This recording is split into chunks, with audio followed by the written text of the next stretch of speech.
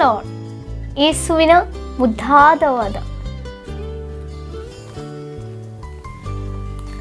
Praise the lord. ಕ್ರಿಸ್ತೇಸುವಿನ ಜೀವ ಸ್ವರೂಪರಾದಂಥ ನಾಮದಲ್ಲಿ ನಿಮ್ಮೆಲ್ಲರಿಗೂ ಶುಭ ಮುಂಜಾನೆಯ ವಂದನೆಗಳನ್ನ ಸಲ್ಲಿಸ್ತಾ ಇದ್ದಾರೆ.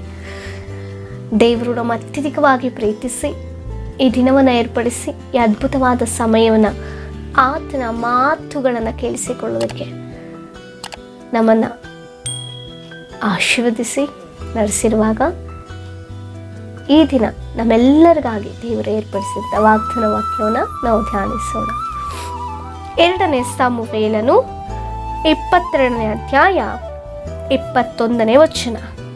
ಯೆಹೋವನು ನನ್ನ ನೀತಿಗೆ ಸರಿಯಾಗಿ ಮೇಲು ಮಾಡಿದನು.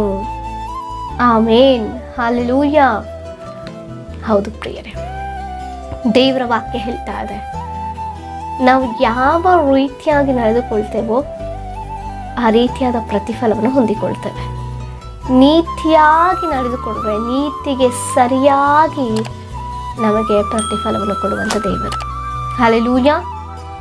ಎಸ್, ನಾವು ಯಾವ ಮನಸ್ತತ್ವದಿಂದ, ಯಾವ ಒಂದು ಉದ್ದೇಶದಿಂದ, ಯಾವ ರೀತಿಯಾಗಿ ನಮ್ಮ ಜೀವನದಲ್ಲಿ ಒಬ್ಬರಿಗೆ ಸಹಾಯವಾಗಿಯೋ, ಒಬ್ಬರಿಗೆ ಅನುಕೂಲಕರವಾಗಿಯೋ, ಕುಟುಂಬದಲ್ಲಾಗಿರ್ಬೋದು, ಸಮಾಜದಲ್ಲಾಗಿರ್ಬೋದು, ಅಥವಾ ಸ್ನೇಹಿತರ ಮಧ್ಯದಲ್ಲಾಗಿರ್ಬೋದು, ತಿಳಿಯದ ಮನುಷ್ಯರ ಮಧ್ಯದಲ್ಲಾಗಿರ್ಬೋದು,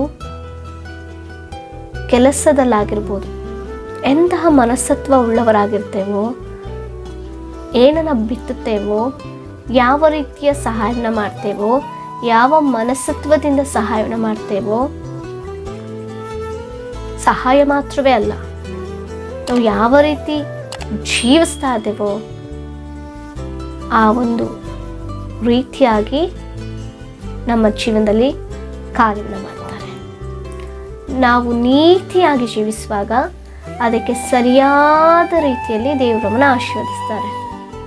ಒಬ್ಬರಿಗೆ ಸಹಾಯ ಮಾಡುವಂಥದ್ದಲ್ಲಿ ಒಳ್ಳೆಯ ಮನಸ್ತತ್ವದಿಂದ ಸಹಾಯ ಮಾಡಿದಾಗ ನಮಗೇನಾದರೂ ಅನಾನುಕೂಲತೆ ಇದ್ದಾಗ ದೇವರು ಅದೇ ಒಂದು ಮನಸ್ತತ್ವದಿಂದ ನಮಗೆ ಸಂತೋಷವಾಗಿ ಸಹಾಯ ಮಾಡ್ತಾರೆ. ಅಥವಾ ನಾವು ದುಃಖದಿಂದಲೋ, ಕೊಡಬಾರದಂಥ ರೀತಿಯಲ್ಲಿ, ಅಥವಾ ಬೇಸರದಿಂದಲೋ, ಅಥವಾ ಒಬ್ಬರ ಒಂದು ಒಪ್ಪಂದದಿಂದಲೋ ನಾವು ಇಷ್ಟವಿಲ್ಲದ ರೀತಿಯಲ್ಲಿ ಸಹಾಯ ಮಾಡಿದ್ರೆ ನಮಗೆ ಸಹಾಯ ಬೇಕಾಗುವಂಥ ಸಮಯದಲ್ಲಿ ನಾವು ಯಾವ ಪ್ರತಿಫಲವನ್ನು ಕಾಣಲಿಕ್ಕೆ ಸಾಧ್ಯ ಇಲ್ಲ.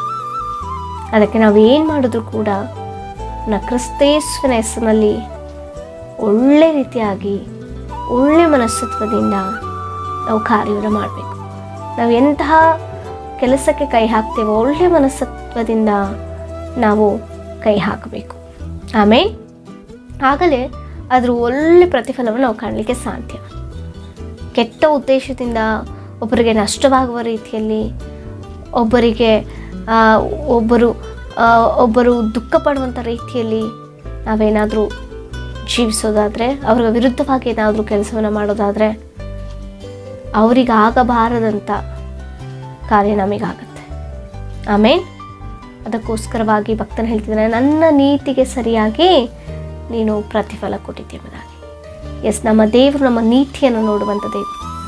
ನಾವೆಷ್ಟು ನೀತಿಯಾಗಿ, ಎಷ್ಟು ಪಾಪರಹಿತವಾಗಿ, ಎಷ್ಟು ಒಳ್ಳೆಯ ಮನಸ್ತತ್ವದಿಂದ ನಾವು ಕೆಲಸವನ್ನು ಮಾಡ್ತೇವೋ, ಒಂದು ಯಜಮಾನ ಕೈ ಕೆಳಗೆ ನಾವು ಕೆಲಸ ಮಾಡ್ತಾ ಇದ್ರೆ ಯಜಮಾನಿಗೆ ಯಾವ ರೀತಿ ನಂಬಿಗಸ್ತಿಕೆಯಲ್ಲಿ ನಾವಿದ್ದೇವೋ, ಅಥವಾ ಮೋಸ ಮಾಡ್ತಾ ಇದ್ದೇವಾ, ಮೋಸ ಮಾಡಿ ನಾವು ಕೆಲಸ ಮಾಡ್ತಾ ಇದ್ರೆ ನಾವು ಅದರ ಕಷ್ಟದಿಂದ ಅನುಭವಿಸ್ಲಿಕ್ಕೆ ಸಾಧ್ಯವೇ ಇಲ್ಲ.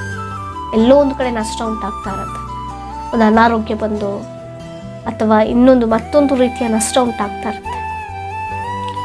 ಆದರೆ ಕಷ್ಟವೋ ನಷ್ಟವೋ ಒಳ್ಳೆ ಮನಸ್ತತ್ವದಿಂದ, ನೀತಿಯಿಂದ, ಕಷ್ಟವಾದರೂ ಪರವಾಗಿಲ್ಲ, ನ್ಯಾಯವಾಗಿ ಕೆಲಸ ಮಾಡ್ತೇನೆ ಎಂಬುದಾಗಿ, ನ್ಯಾಯವಾಗಿ ನಡೆದುಕೊಡ್ತೇನೆ ಎಂಬುದಾಗಿ, ನ್ಯಾಯವಾಗಿ ಜೀವಿಸ್ತೇನೆ ಎಂಬುದಾಗಿ ನಿರ್ಮಲ ಹೃದಯದಿಂದ ತಗ್ಗಿಸಿಕೊಂಡು ನಾವು ಜೀವಿಸೋದಾದರೆ ಅದರ ಉನ್ನತವಾದಂಥ ಪ್ರತಿಫಲ ನಾವು ಹೊಂದಲಿಕ್ಕೆ ಸಾಧ್ಯ. ನಾವು ನೋಡ್ತಾ ಇದ್ದೇವಲ್ಲ, ತಲಾಂತುಗಳ ವಿಚಾರದಲ್ಲಿ ಒಬ್ಬರಿಗೆ 5 ತಲಾಂತು, ಒಬ್ಬನಿಗೆ 4 ತಲಾಂತು, ಒಬ್ಬನಿಗೆ 1 ತಲಾಂತು. 5 ತಲಾಂತು ಕೊಟ್ಟವನು ಯಥಾರ್ಥತೆಯಿಂದ ಈ ತಲಾಂತನ ಉಪಯೋಗಿಸಿಕೊಳ್ಬೇಕು, ಯಜಮಾನಿಗೆ ಸಂತೋಷ ಉಂಟಾಗುವಂತೆ ನಾನು ಜೀವಿಸಬೇಕು ಎಂಬುದಾಗಿ ಒಳ್ಳೆ ಮನಸ್ಸತ್ವದಿಂದ 5 ತಲಾಂತನ ವ್ಯಾಪಾರಕ್ಕೆ ಮಾಡಿ ಇನ್ನೂ 5 ತಲಾಂತನ ಒಳ್ಳೆ ರೀತಿಯಲ್ಲಿ ನ್ಯಾಯಯುತವಾಗಿ ಸಂಪಾದನೆ ಮಾಡ್ತಾನೆ. 4 ತಲಾಂತವನು ಅದೇ ಒಳ್ಳೆ ಮನಸ್ಸತ್ವದಿಂದ ಆತನು ಕಷ್ಟಪಡ್ತಾನೆ. ಆದರೆ 1 ತಲಾಂತ ಇಟ್ಕೊಂಡ ಆ ಮನುಷ್ಯ ಕ್ರೂರ ಮನಸ್ಸತ್ವ, ನಾನು ಯಾಕೆ ಮಾಡಬೇಕು ಅನ್ನುವಂಥ ಒಂದು ಅಹಂಕಾರ, ಗರ್ವ, ಹೌದಲ್ವಾ?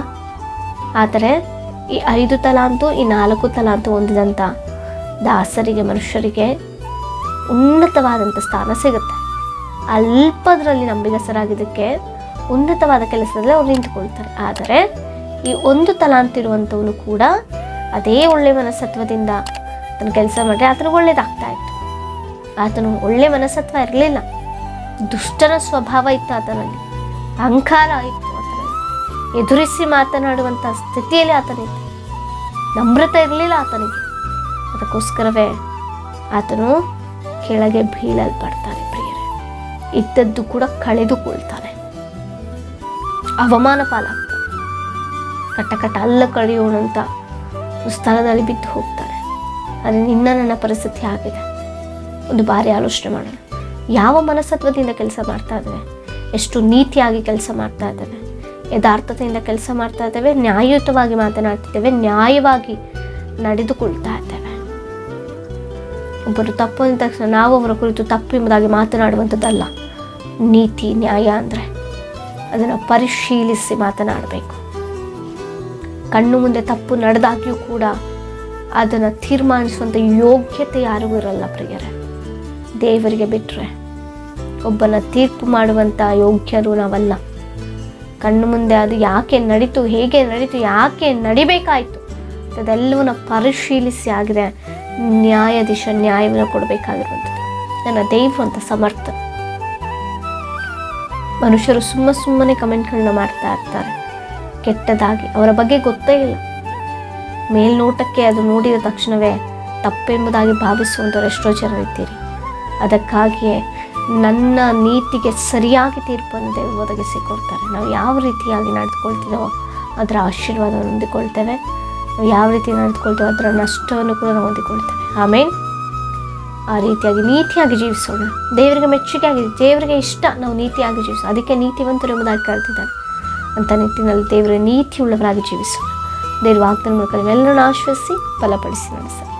ನಮ್ಮ ಏನೇ ವಿಜ್ಞಾಪನೆಗಳು ನಮಗೆ ಕಮೆಂಟ್ಗಳ ಮೂಲಕ ತಿಳಿಸಿಕೊಡಿ. ನಿಮಗಾಗಿ ನಾವು ಪ್ರಾರ್ಥನೆ ಮಾಡುವವರಾಗ್ತೀವಿ. ಪ್ರಾರ್ಥಿಸಿಕೊಳ್ಳೋಣ. ಪರಿಶುದ್ಧರಾದಂಥ ದೇವರೇ, ಅಪ್ಪ ವಾಗ್ದಾನ ಮೂಲಕ ಮಾತನಾಡಿದ್ಯಾ, ನಮ್ಮ ನೀತಿಗೆ ಸರಿಯಾಗಿ ನೀವು ಪ್ರತಿಫಲ ಕೊಡುವಂಥ ದೇವರು. ಹೌದಪ್ಪ ಸ್ವಾಮಿ, ನೀತಿಯಾಗಿ ನ್ಯಾಯವಾಗಿ ಕರ್ತನೆ ಅಪ್ಪ ನಮ್ರತೆಯಾಗಿ ಯಥಾರ್ಥತೆಯಾಗಿ ನಡೆದುಕೊಳ್ಳುವಂಥ ಕೃಪೆ ಇದ್ದಂತೆ ನಾವೆಲ್ಲರಿಗೂ ಒದಗಿಸ್ಕೊಡು. ಎಲ್ಲಾದರೂ ನೀತಿ ತಪ್ಪಿ ನಾವು ಜೀವಿಸೋದಾದರೆ ನಮ್ಮನ್ನು ಎಚ್ಚರಿಸು ಸ್ವಾಮಿ. ಈ ವಾಗ್ದಾನ ನೋಡ್ತಿದ್ದ ಪ್ರತಿಯೊಬ್ಬೊಬ್ಬರ ಎಚ್ಚರಿಕೆ ಹುಟ್ಟಲಿ ಎಂಬುದಾಗಿ ಪ್ರಾರ್ಥಿಸ್ತಾ ಇದ್ದಾರೆ. ಸರಿಪಡಿಸಿ ನಡೆಸು, ಅದರ ಪ್ರತಿಫಲ ಹೊಂದಿಕೊಂಡು ನಿನಗೆ ಮಹಿಮೆಗೆ ಆಗಿ ಜೀವಿಸುವಂಥ ಕೃಪೆ ಕೊಡು. ಯೇಸುವಿನ ನಾಮದಲ್ಲಿ ಎಲ್ಲವನ್ನ ಬೇಡಿ ಹೊಂದುತ್ತೇವೆ ಜೀವಳ ಪರಲೋಕದ ಪರಮ ತಂದೆಗೆ. ಆಮೇನ್. Praise the lord.